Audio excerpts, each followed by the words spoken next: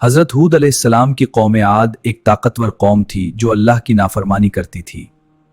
حضرت ہود علیہ السلام نے قوم کو اللہ کی توحید اور نیکی کی طرف بلایا، لیکن قوم عاد نے انکار کیا اور نبی کی بات کو مذاق سمجھا۔ حضرت ہود علیہ السلام صبر اور حکمت کے ساتھ نصیحت کرتے رہے۔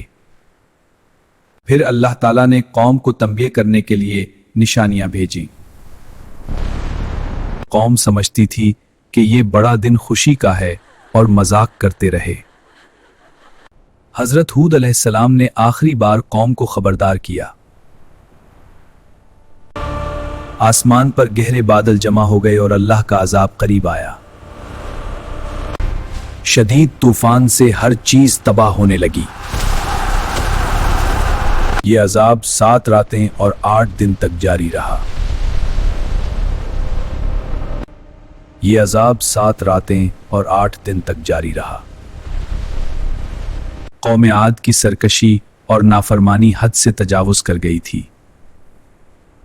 حضرت ہود علیہ السلام نے آخر بار نصیحت کی اور اپنے رب کی طرف لوٹنے کی تلقین کی۔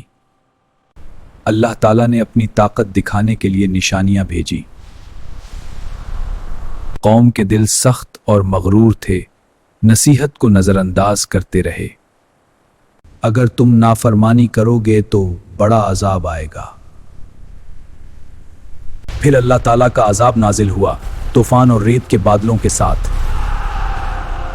شدید طوفان سے سب کچھ تباہ ہو گیا، ہر چیز ریت اور ہوا میں دب گئی۔ جو لوگ اللہ کی طرف رجوع کیے وہ محفوظ رہے اور نافرمان قوم کا انجام دکھایا گیا۔ حضرت ہود علیہ السلام نے اللہ کا شکر ادا کیا اور قوم کے عذاب سے سبق سیکھا۔ تب صحرا میں سکون چھا گیا اور سب کچھ خاموش ہو گیا۔ یہ سبق ہے کہ اللہ کی نافرمانی کی سزا ہمیشہ سخت ہوتی ہے۔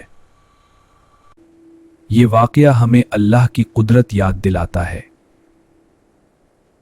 اللہ کے نبی ہمیشہ لوگوں کو سچائی کی طرف بلاتے ہیں۔ یہ واقعہ ہمیں سکھاتا ہے کہ غرور اور نافرمانی انسان کو تباہی کی طرف لے جاتے ہیں۔